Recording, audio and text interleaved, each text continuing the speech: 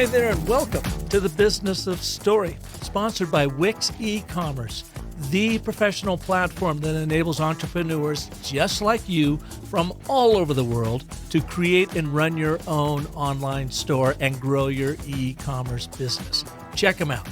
Hi, I'm Park Howell. Today, we're exploring the 9 steps to rewiring a story of trauma that is currently holding you back, dampening your career, and even slowing the growth of your company, because the power of that story is wielding over you. Guiding us through this story reframing is trauma recovery specialist Michele Rosenthal.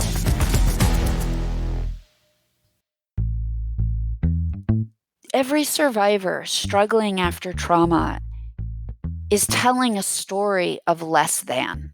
My previous example of myself is a simple way to see it.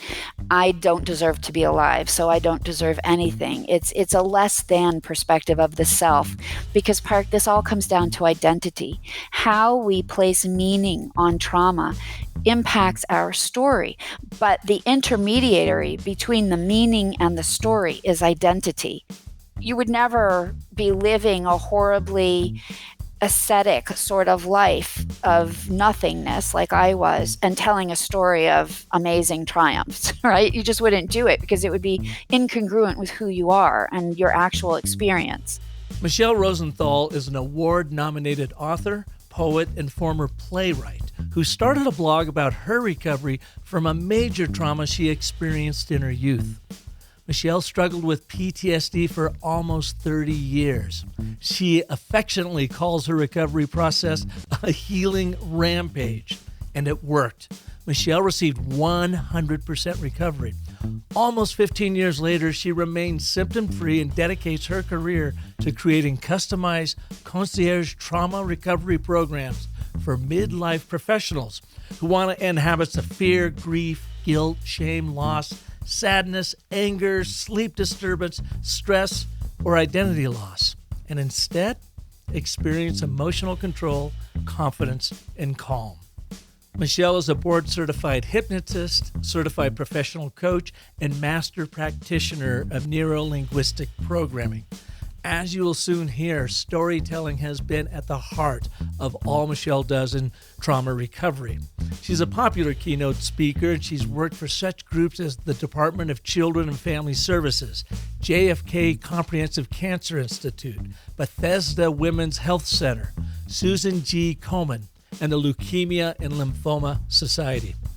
As a trauma recovery specialist, media outlets including CBS, NBC, The Washington Post, Newsday, Psychology Today, Ladies' Home Journal, and The Dennis Miller Show have relied on Michele for her insights. Oh, and by the way, Michele has provided a special treat for you at the very end of this show, so make sure you listen all the way through. Please welcome to the Business of Story, Michele Rosenthal. Michele, welcome to the show. Hey, Park, thank you so much. I'm delighted to be here. Where are you coming to us from? I am coming to you live from a small beach town in South Florida, about 2 hours south of Disney World.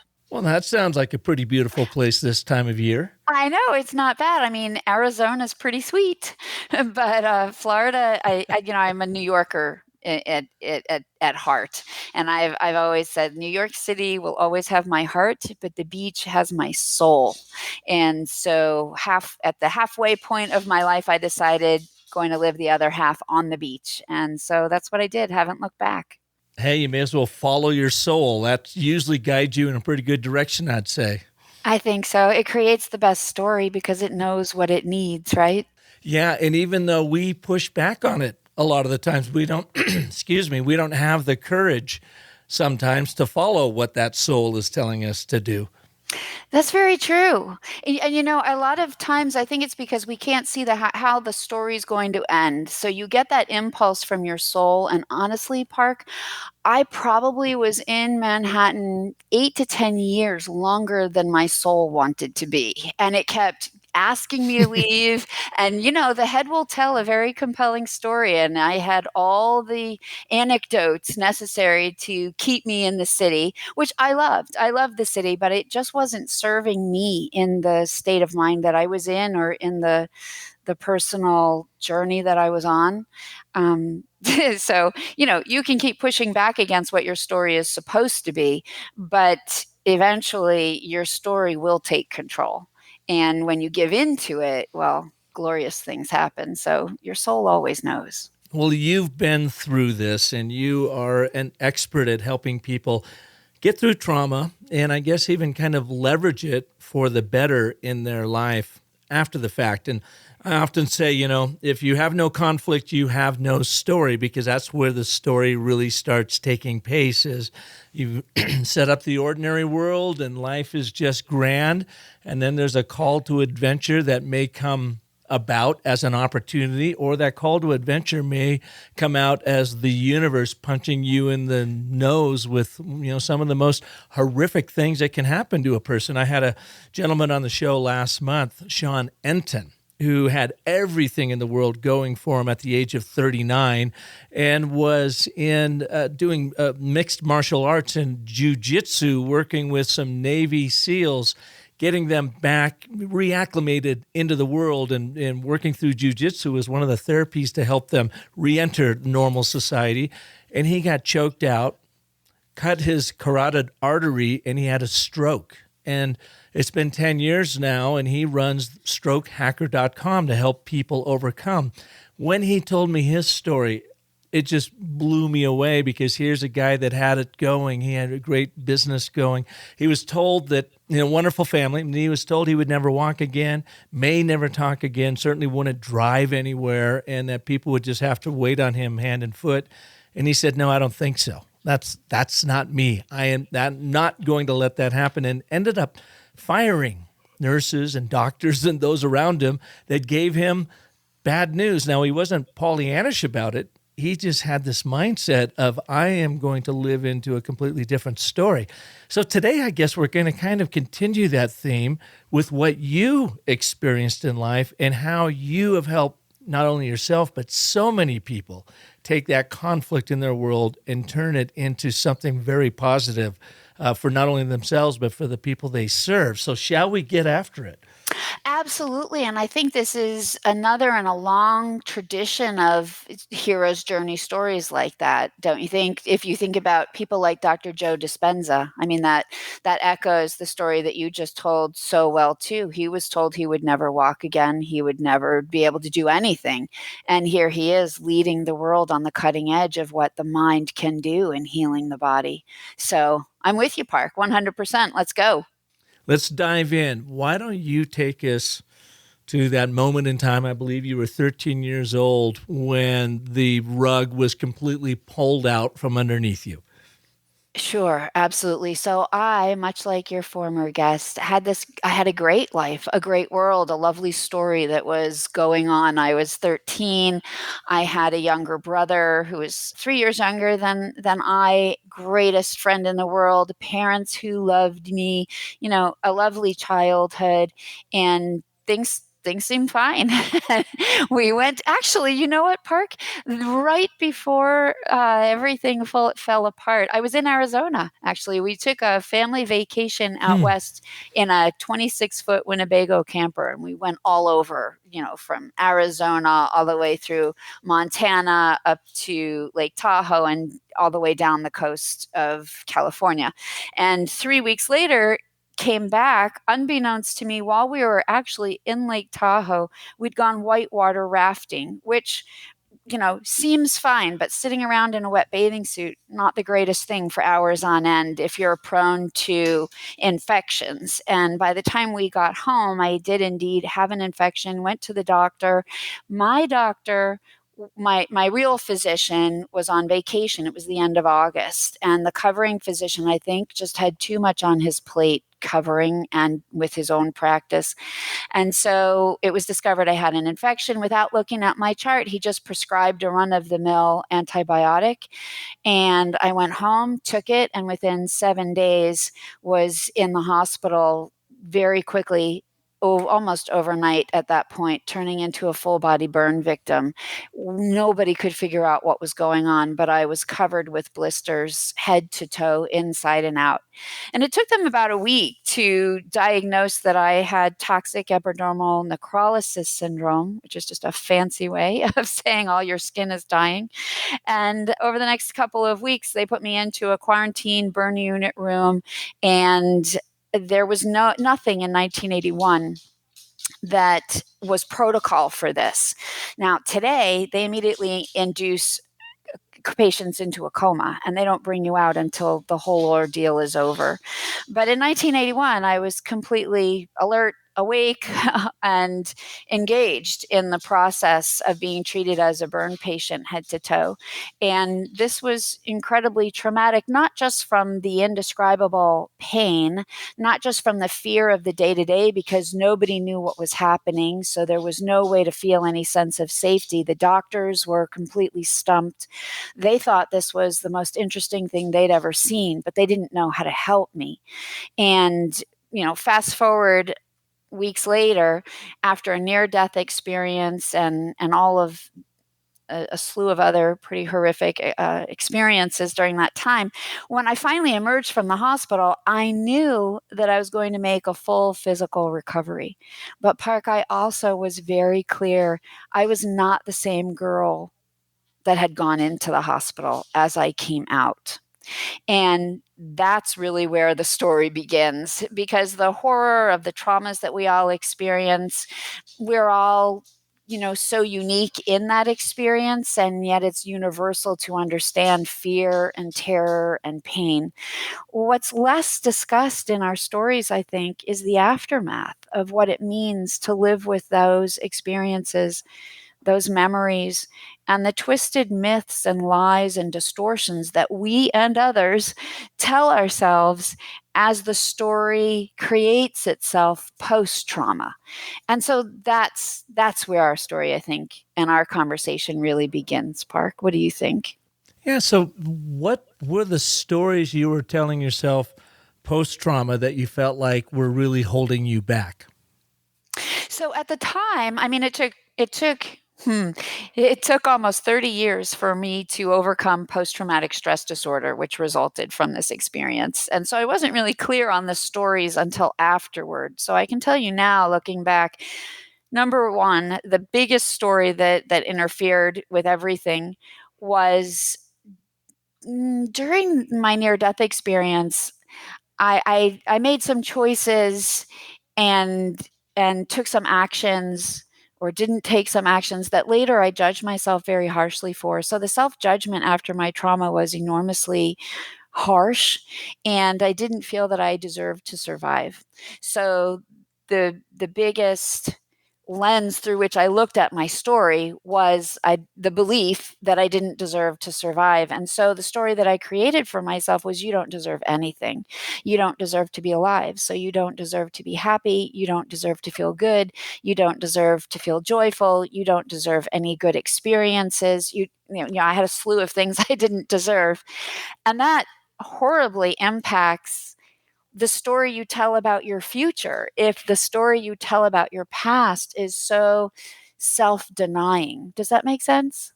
Yeah, but what were those stories about? What did you feel like maybe you had done or that you weren't worthy? Can you be specific with us? Oh, absolutely. I can. So there was a moment, probably almost 2 weeks into the hospital ordeal. The mortality rate for TENS, is the short name of it, is 70%, up to 70%. And it's not uncommon. I ended up having a near death experience. I felt myself dying, and I was so glad, because I couldn't bear the pain anymore. It was, if you think about how uncomfortable a tiny blister is when you've rubbed your heel raw in a shoe that doesn't fit, and then if you take that and max it out to your entire body, it was like, I lost the first 2 layers of skin. So it's just a raw body that's just exposed. And at the time that the near death experience occurred, I just was done. I didn't have any more strength left. I just didn't have even the desire to live at that point. And so when I felt myself dying, I thought, oh, thank goodness. I want to go. I want to go. And so instead of fighting to stay alive, I did whatever I could to make the process of death happen more quickly and give into it as much as I could, so that I left my body, I went up toward the tunnel, I went into the tunnel, and and and I was glad. And it was that moment later that I thought, what kind of coward stops fighting to survive? What kind of coward doesn't, like, really value life enough in every moment to do whatever it takes to stay here? I mean, the only reason I'm here is because of my mother, because she saw what was happening and she refused to let that be her story, right? Or my story. My mother jumped in and decided to start writing the story herself in that moment. And she really demanded that I come back. And I was a 13-year-old girl. I love my mom. So, caught in that weird experience, I followed her voice back. And I always judged myself later, like, if it weren't for her, I would be dead. So I didn't deserve to be here, not just because I decided that I made that cowardly decision to die rather than even try to survive anymore, but it was also, I felt so cowardly to make my mother be the reason that I came back, rather than my own decision that I should be back. And you frame it as a cowardly decision, but I don't know. I mean, it's just a very human thing. I would think if you're in that much pain and you feel yourself slipping away, not having ever experienced anything like that, that I feel sad that you would look at yourself as being a coward in that respect. I think it would be a very natural thing to do. And if anything, you did come back. You could have let go, I presume, and be gone, but you said, no, I'm going to come back and fight through this for my mom, not for yourself, but for your mom. And to me, I don't find that cowardly. I find it courageous, actually. Well, Park, thank you so much. And from our mature, adult, well adjusted perspective, I completely agree with you. But at the age of 13, I mean, think of yourself at 13. What kind of coping skills did you have for that kind of experience? And Right. without any kind of context for mature reflection, I lacked that thought process that you just so eloquently laid out. Add to that trauma severely impacts the neocortex of the brain, your executive functioning thought processes. So it's not uncommon, and this is very much what my experience was. It's not uncommon for the neocortex.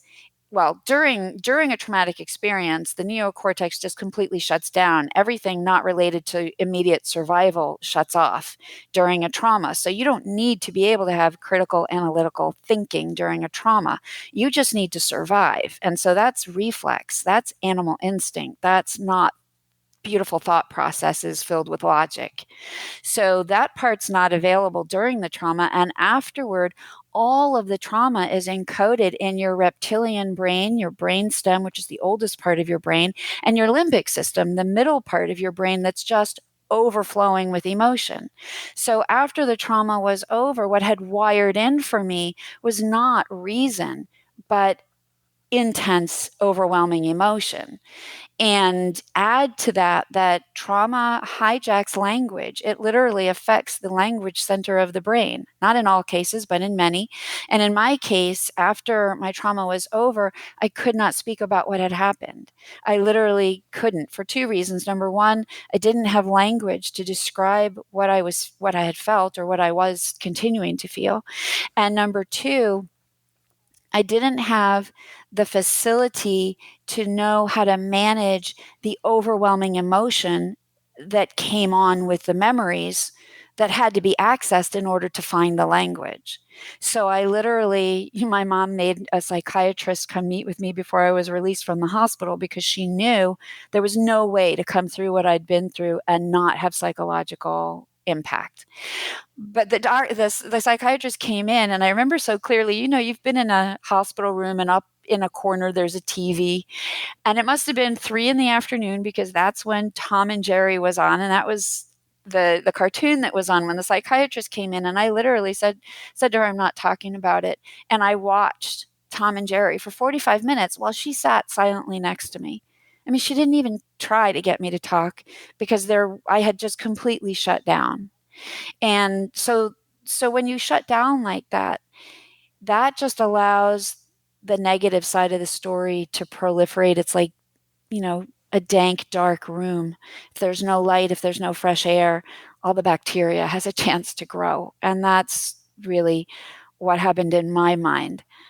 And it became very rife with the father of trauma psychology, one of them is Jean-Martin Charcot, a French doctor in the 1880s, wrote about trauma in terms of it being like parasites of the mind, where the trauma just creates an infestation in the mind and then just sucks and drains all the life out of the host. And that's very much what I always felt like my brain became. It was just a place where all of that stuff sucked the real life out of me, and I just became a shell of who I could have been.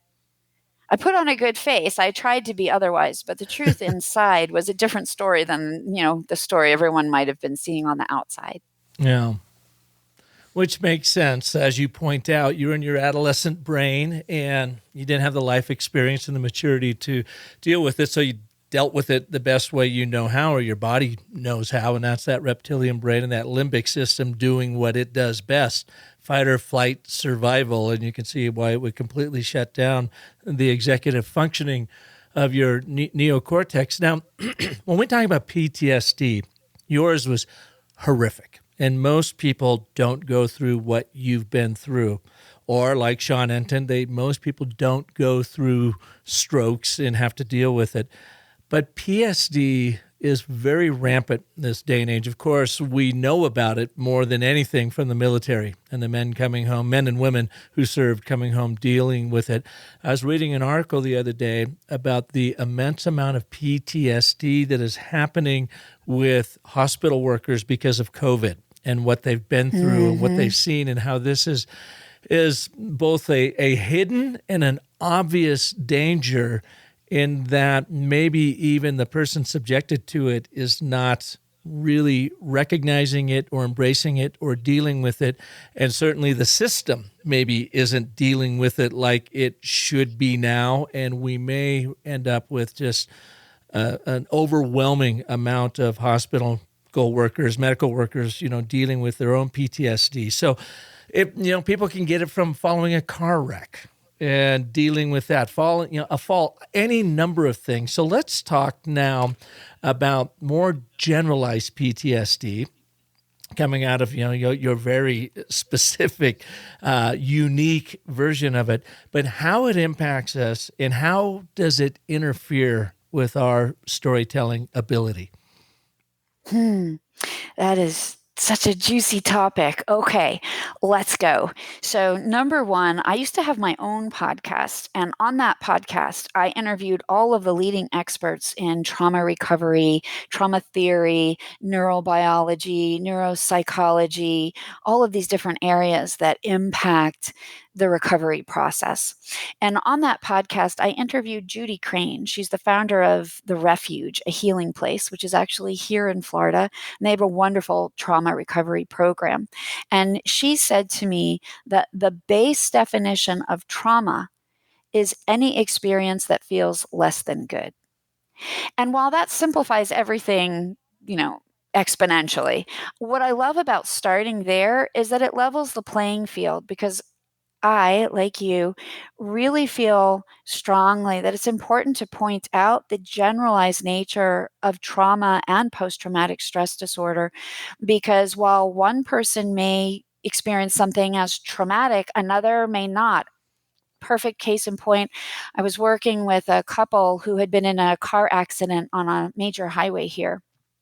And they had been, the husband was driving, the wife was in the passenger seat, and 2 dogs were in the back. Spoiler alert, everybody's okay. But here's how the story unfolds. So they're on the highway, a car in front of them swerves, there's a pile up, and the husband, turns really hard to the left to get out of the way of impact, hits the guardrail, and ends up flipping the car 4 times. The dogs go flying out the window. Miraculously, they all end up in a ditch. Everybody's okay, including the dogs. And after that, the husband will not drive. He flat out will not get into a car. And it changes his entire lifestyle. And the wife is right back in the car saying, come on, let's go. We have a life to lead. Look at how lucky we are. Look at how blessed we are. Look at how fortunate we are. Everybody's okay. And the husband's story is, look at how we almost died. Look at how bad that could have been. So, we can all be in the same moment and we have totally different stories. So I think the most important place to begin is to recognize that it's not what the trauma looks like on the outside to any of us. It's what the trauma feels like on the inside that matters.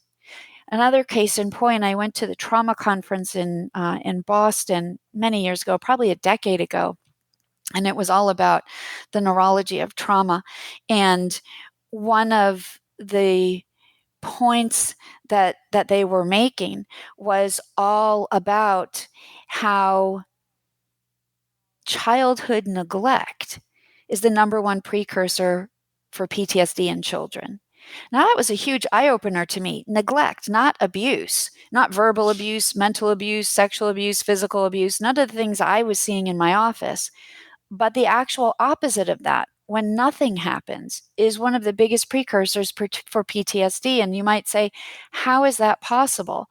Well, from the mind of a child, that experience of neglect, of not feeling safe, is huge and hugely traumatic.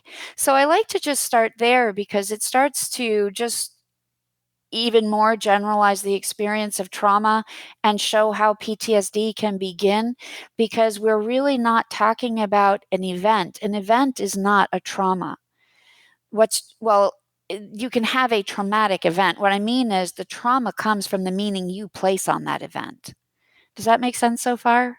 Yeah, the event is the cause of some emotional impact on you, and it could be a negative impact, which would be then manifest itself as trauma, or you could reframe it as a positive impact. And some people might look at you thinking, again, that's sort of Pollyannish thinking, Park. How could this car wreck possibly be a good thing? Well, we all survived.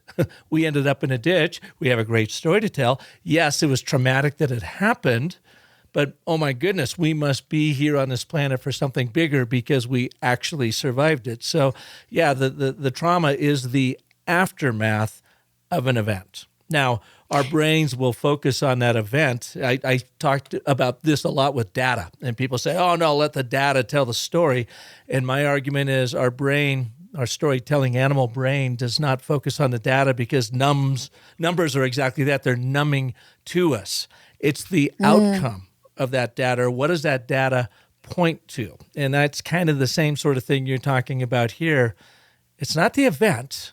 The event is the scene that triggers the emotion, and it's the emotion that we have to deal with, the aftermath of that we have to deal with. That's right. And the context in which you put it. I'll give you another example. I worked with a rape survivor who literally sat in my office and told me she didn't believe it was possible. I'm not trained to diagnose, so she came to me after her diagnosis. She didn't believe it was possible to have PTSD because she was only raped. She had not been on the front lines of Afghanistan. And that to her was what would cause PTSD. But when you back it Exactly up, right. And that's right? yeah, and that's the point that I was trying to make earlier too. And it was something Yeah. that just arrived to me. I've always thought about, no, you've got to be out there in Afghanistan and come back. That's where PTSD is, because that's where we've all been introduced to it. But no, we've all suffered our own version of it in some way, large and small.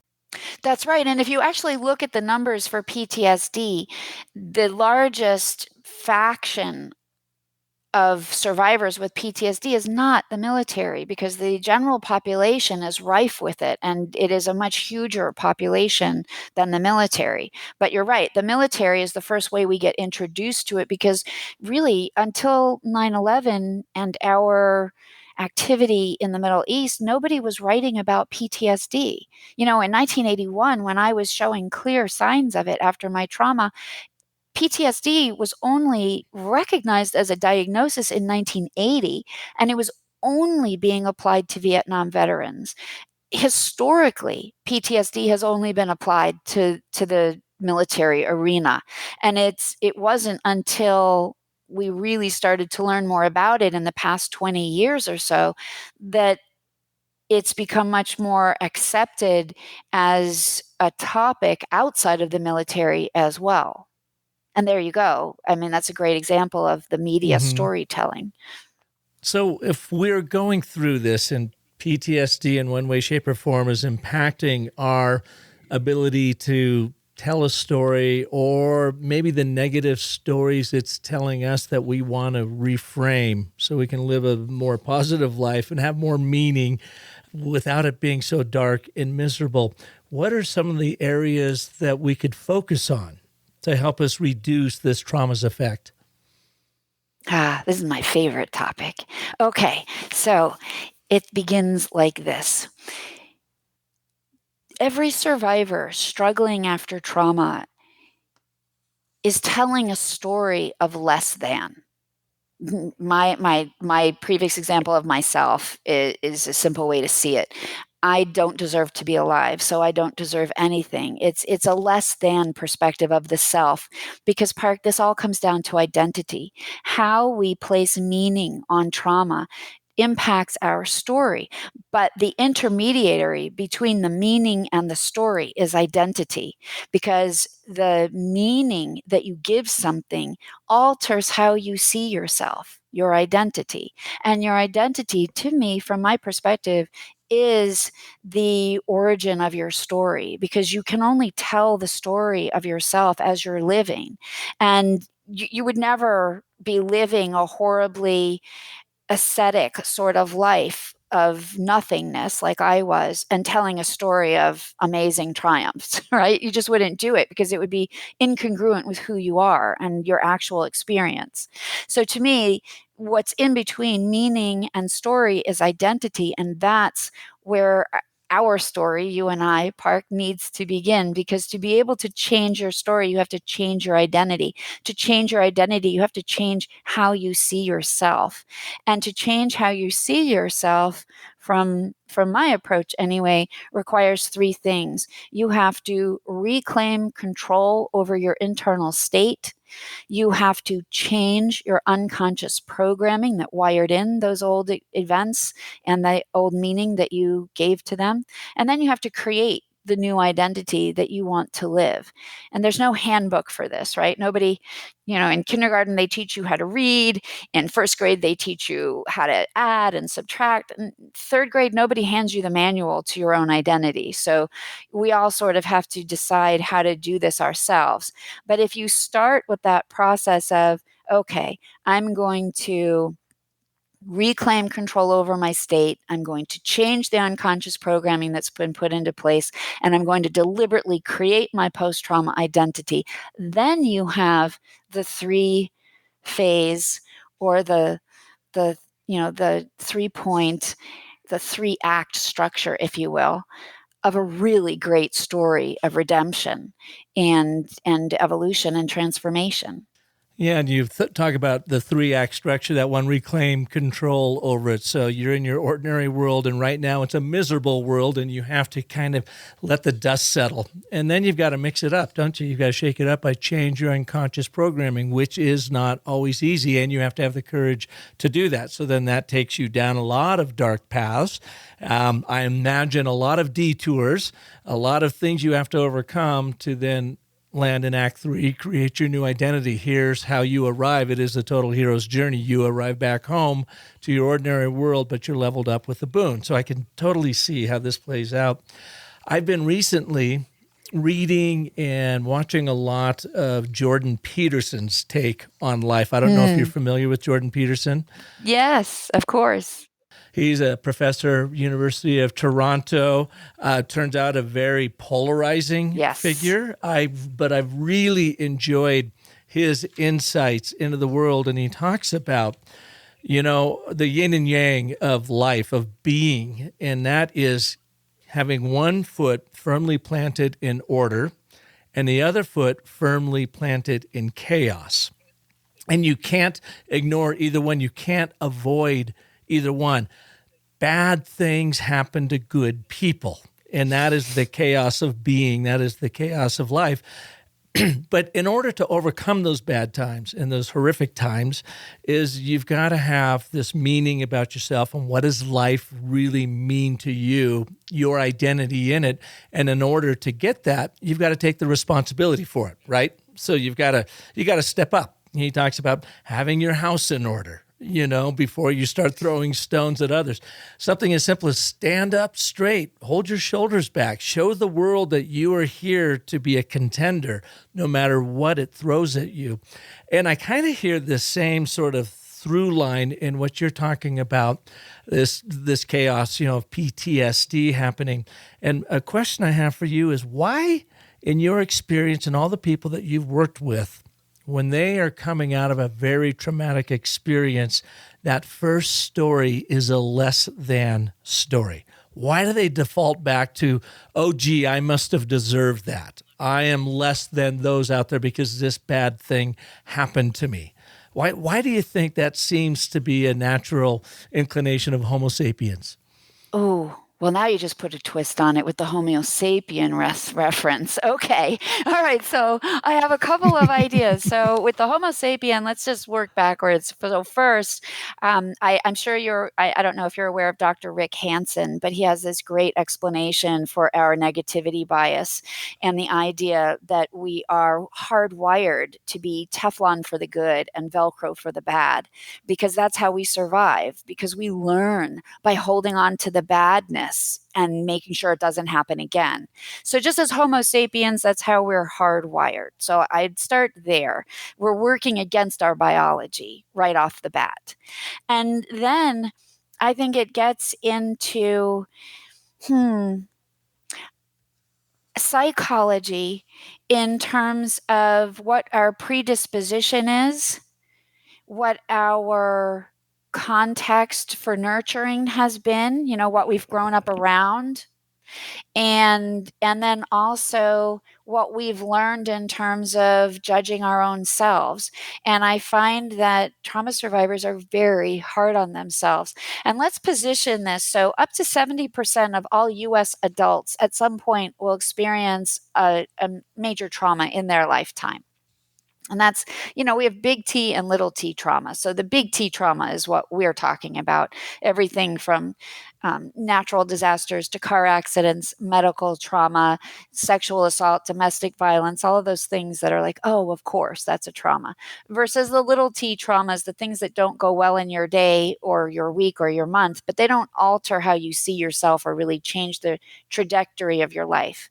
So in that space of the big T trauma, then we also have to remember that in that space of psychology, the less than comes just to a certain percentage of people, because of the 70% that experienced major trauma, of those 70% of adults, only up to 20% end up with post-traumatic stress disorder. So I like to just sort of pause the conversation and remind everybody, just because you have had major trauma does not mean you have PTSD.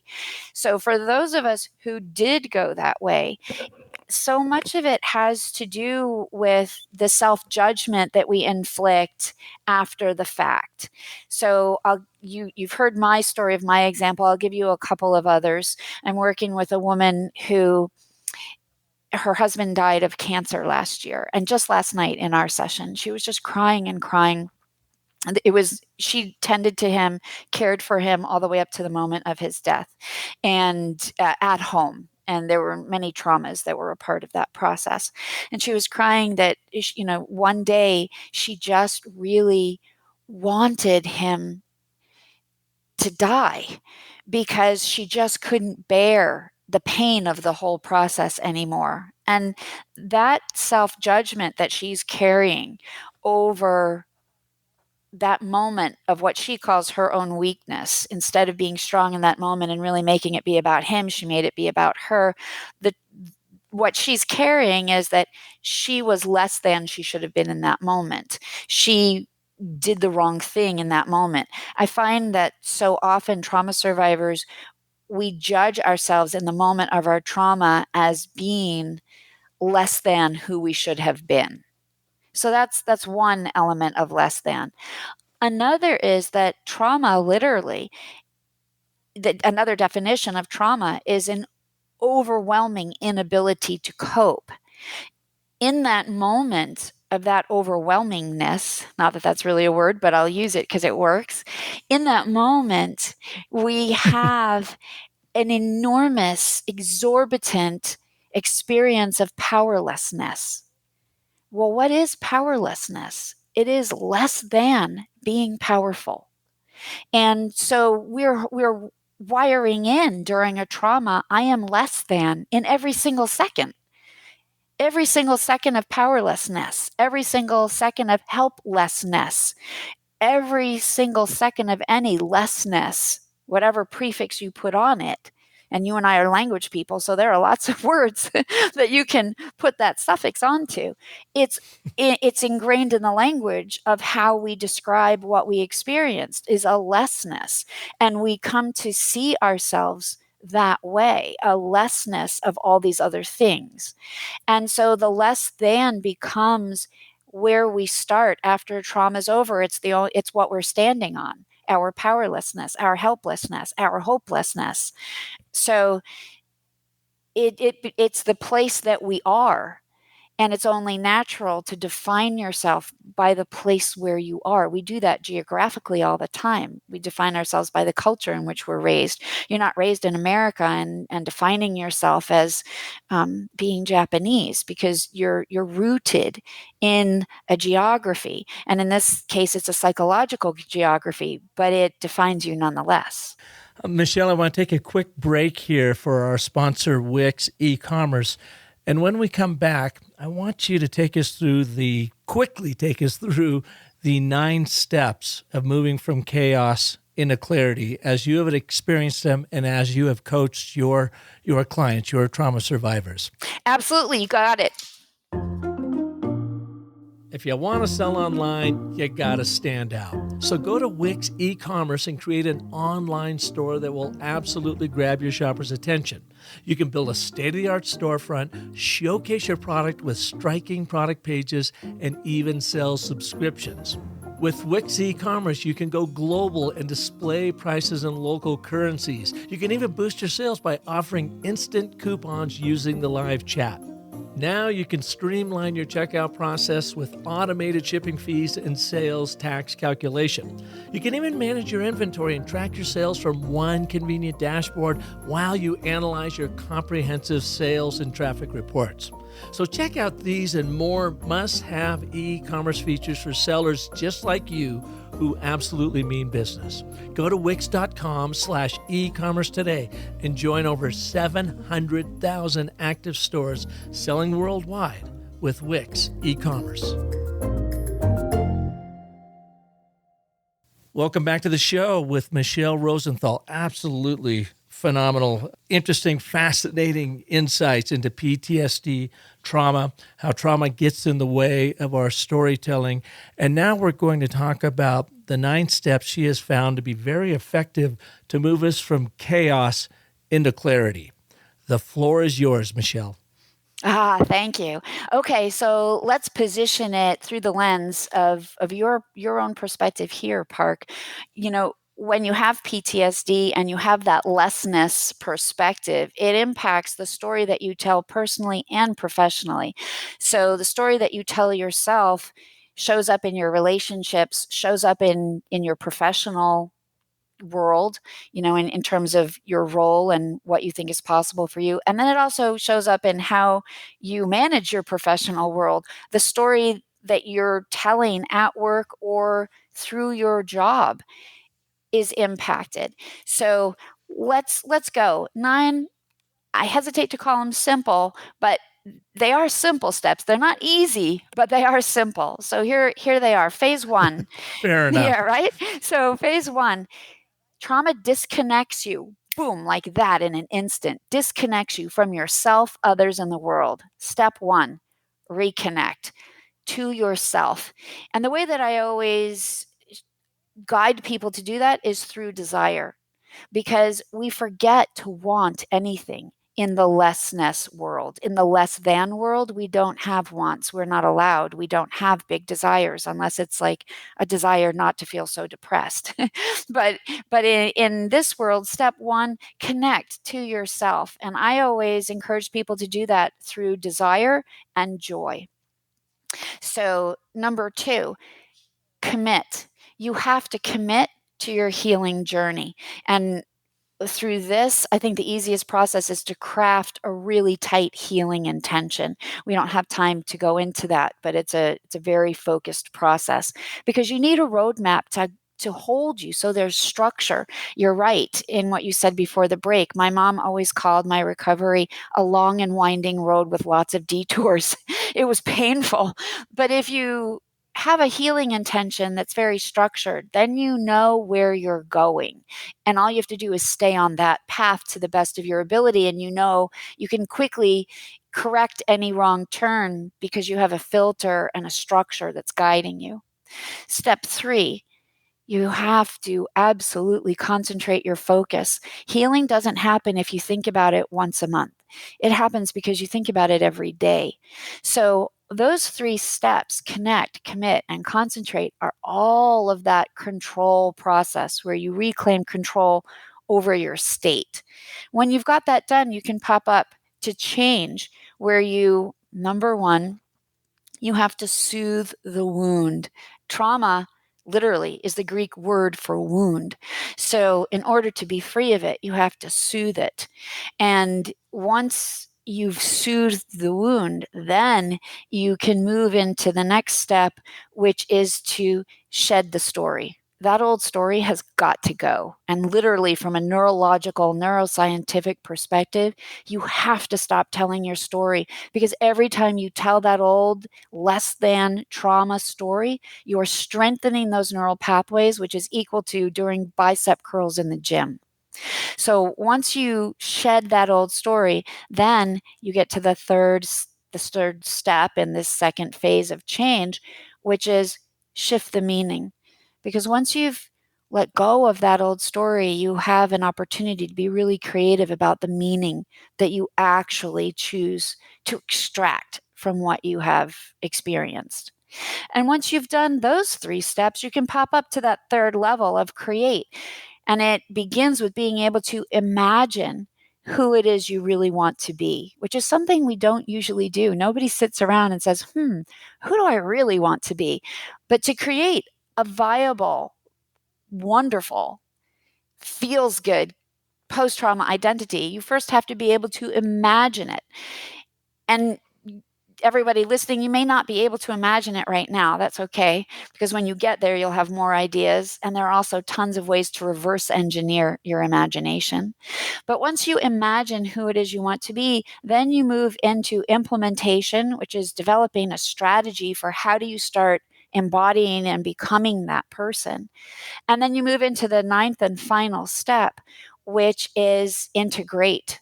You have to integrate who you've become with who you used to be, because they're not 2 separate things. The idea and the way to get to total clarity is for the present version of who you choose to be big enough and vast enough to be able to absorb the smaller, less than version of who you used to be.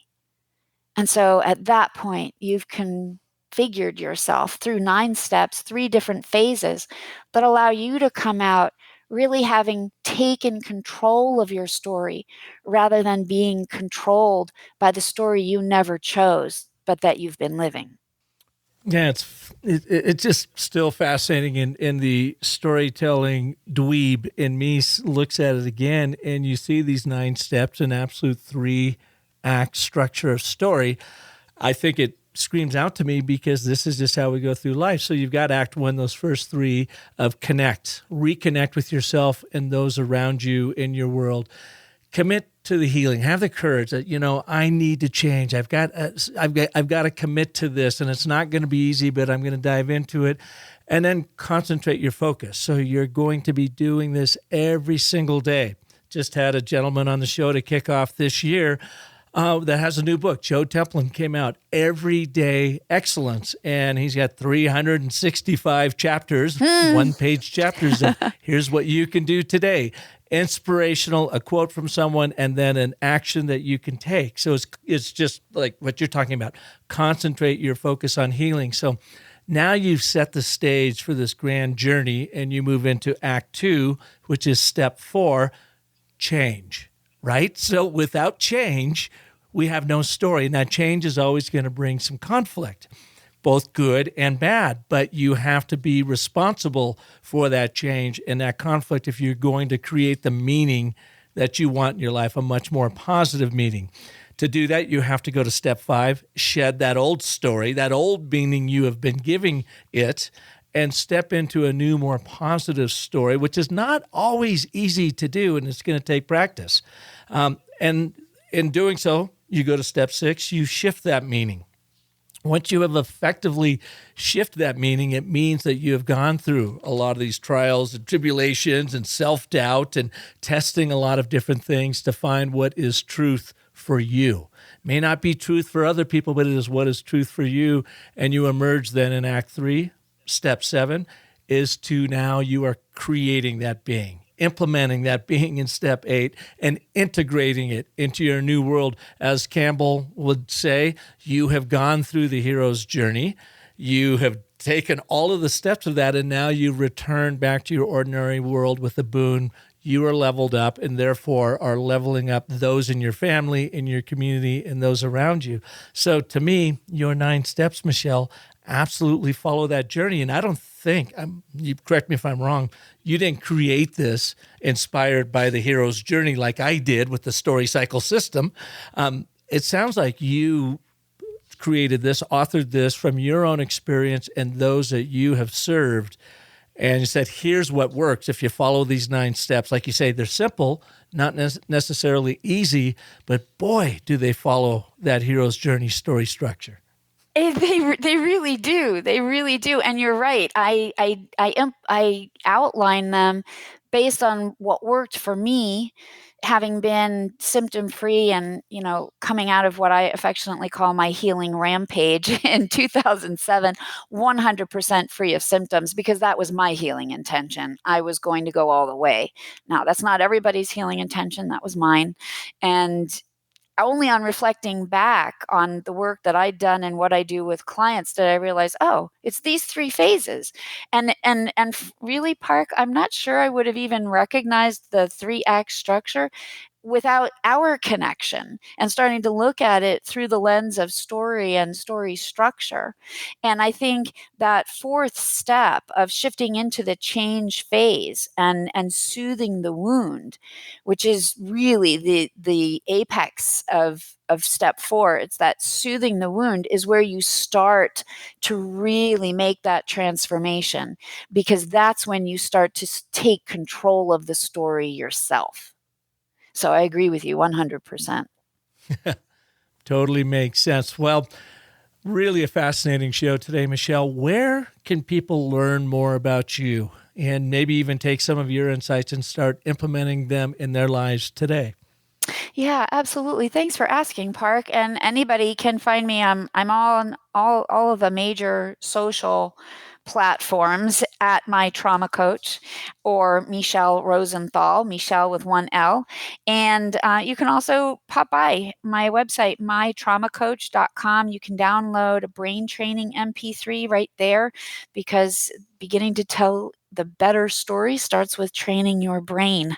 So there's just about a 20-minute MP3 that's available to anybody there to start training your brain for peace and calm, because the best stories come when you have control. And the more peace and calm you can create in your physiological state, the more control over your life and your story you have. So that MP3 is a bit of a mindfulness training audio you plug in? Actually, it contains 3 different types of modalities. I wouldn't necessarily call it mindfulness, although it definitely works on a mindful level afterward. But it includes 3 different modalities that involve physiological and neurological approaches that help you train your brain away from that less than idea and away from that sort of hyperactive trauma perspective into a more controlled, I get to choose perspective, if you will. I was wondering, could we try something? Could you send me that MP3 and we will put it at the end of the show? And people could absolutely. experience it immediately. Does that work for you? I'm happy to do that, Park. And folks, since you get to listen to it here, I still want you to go to her website, mytraumacoach.com, and see all the great work she is doing there. But I figure since we're already plugged into your ears, let's do the MP3. Let's do the brain training. That would be really cool. Sounds good. I will send it to you as soon as we're complete here. Awesome. Well, Michele, thank you so much for taking your time today. And thanks for reaching out last month about being on the show. You know, I get hundreds, like all hosts, I get hundreds of guest requests, and I turn down 99 of them. Yours was just so fascinating to me that I wanted to, and I've used that word fascinating, I realized, about 20 times in this show, I guess because I'm, fascinated with this. But I'm so glad you reached out and we had a chance to talk today. Me too, Park. And thank you so much for appreciating the value of really the intersection of trauma and story, because I do think they're compelling in both positive and negative ways. And there's so much to discuss here. So thank you for allowing us to have this time to explore it. Absolutely. And thank you all for listening to this edition of The Business of Story. You know what to do next. If you liked what you heard here, please share it with your friends, family, colleagues, someone who you think would really benefit from Michele's wisdom around trauma, PTSD, and how it impacts our storytelling. And if I can be of service to you, come on over to thebusinessofstory.com. I want to get you to that MP3 immediately. So I'm going to close right now with, you know what I'm going to say, and it's beautifully in line with today's show. Remember that the most potent story you will ever tell is the story you tell yourself. So make it a great one. Thanks so much for listening. Enjoy Michele's brain training program right now.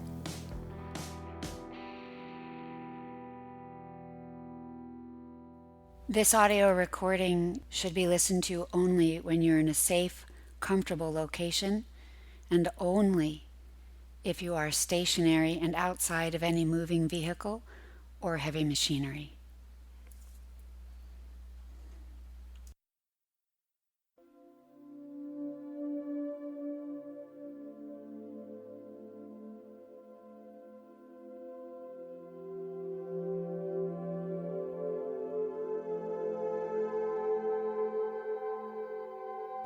Place your body in a comfortable position. Notice where in your body needs to shift and settle. Pay some attention. Bring your focus into your arms and your legs, your feet and your hands, and just shift and settle until your body feels as relaxed as it can be in this moment. Throughout the exercise, notice how your body feels and continue to shift and allow it to settle deeper and deeper and even deeper still into a place of relaxed comfort. Now, take a deep breath in and release it. And take another deep breath in and release it. And take one more deep breath in and release it. We do that just to create a neurological reset. And now, preparing to do square breathing, just imagine in your mind that you can notice somewhere in your mind or even in your body just a square, each side of equal length, and we are going to breathe around the square to a count of 4, starting now. Breathing in, 2, 3, 4, and hold, 2, 3, 4, and out, 2, 3, 4, and hold, 2, 3, 4, and in, 2, 3, 4, and hold, 2, 3, 4, and out, 2, 3, 4, and hold, 2, 3, 4, and in, 2, 3, 4, and hold, 2, 3, 4, and out, 2, 3, 4, and hold, 2, 3, 4, and in, 2, 3, 4, and hold, 2, 3, 4, and out, 2, 3, 4, and hold, 2, 3, 4, and in, 2, 3, 4, and hold, 2, 3, 4, and out, 2, 3, 4, and hold, 2, 3, 4, and in, 2, 3, 4, and hold, 2, 3, 4, and out, 2, 3, 4, and hold, 2, 3, 4, and in, 2, 3, 4, and hold, 2, 3, 4, and out, 2, 3, 4, and hold, 2, 3, 4, and in, 2, 3, 4, and hold, 2, 3, 4, and out, 2, 3, 4, and hold, 2, 3, 4, and in, 2, 3, 4, and hold, 2, 3, 4, and out, 2, 3, 4, and hold, 2, 3, 4, and in, 2, 3, 4, and hold, 2, 3, 4, and out, 2, 3, 4, and hold, 2, 3, 4. Now release and breathe normally, and just notice how your body has shifted and settled, how perhaps even your mind has shifted and settled, how differently you feel, and how easily you accomplished that. Because the truth is, your body and your mind are always seeking homeostasis and balance. And just by breathing, you can create that experience for yourself. Now, if you'd like to extend this feeling, choose a word that represents how you feel right now. And then, holding that word in your mind, and I don't know, maybe you'll see it in your mind, or you'll feel it in your body, or you'll hear it in that space, in the silence in your head. Just holding on to that word and just bringing yourself to place your attention there. That's right. Just holding on to that word and repeating it silently to yourself, or even out loud if that feels right. And taking a deep breath just to settle deeper and deeper into that state, allowing those sensations just to start reprogramming your mind and your body, what it means to be able to create this kind of moment. Waking up the memories of your cells all the way down to the tiniest, smallest spot in your body that's holding old memories. And as you focus on that word in your mind, at the same time, you can give yourself the suggestion to give your body, and I don't know, maybe even in this moment your mind, give it all permission to let go of the old memories that are being carried. And you can start to do that now with your focus and your intention to let go of that old energy, and just imagine it flowing out of you as if somewhere in your body, the tips of your fingers, the tips of your toes, the sole of each foot, something opening so that that energy can flow out, completely clear and flowing like water, just rushing and flowing the way a brook continually moves. And I know you can remember what the sound of water is when it just flows and flows and flows of its own accord,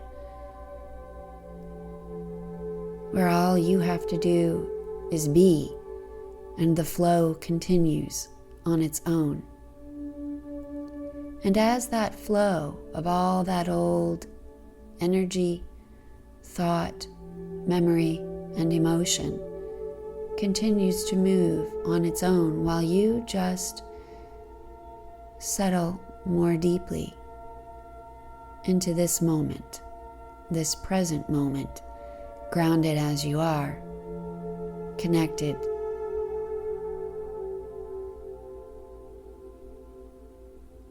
That's right. Allowing the rest of that to flow until it's all gone.